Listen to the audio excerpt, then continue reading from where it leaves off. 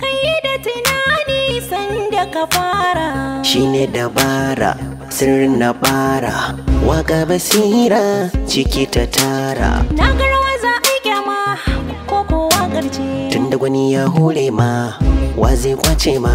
na na na na na na na na na na Buri haka yake sanya rabo ba samu ba, ni ma kan layi nake banki na so mai yi mun ba.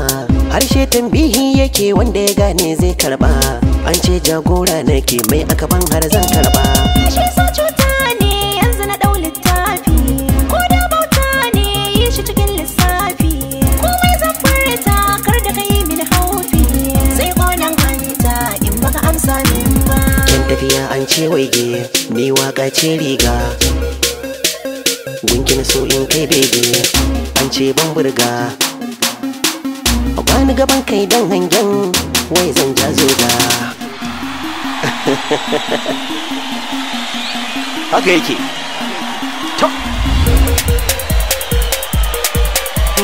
ba gudun ki ne ba kula da ni, na hafi sanda na hazo ayi da ni. Ginshikin ki sun ce rabu da ni, sun ga rayuwa ta tafi da ni. Kada rawa da waka ayi da ni, ba kiran ki yasa na gudu ba. zo ka karɓe na amsa kirana mai ya dame ni kai na fi ƙauna za a cuce ni in na tsugunna mai yasa za a canza nufina kai kaɗai za ka ɗauke dafina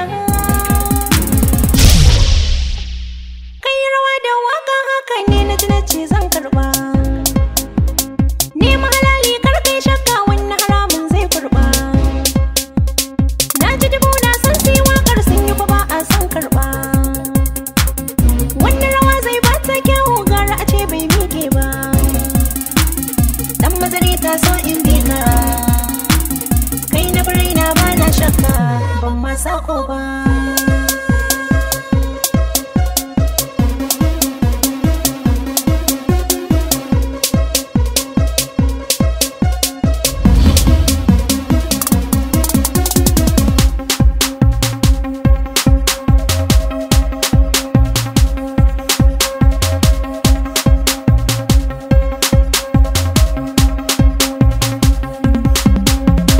Ina masoya na ku fito,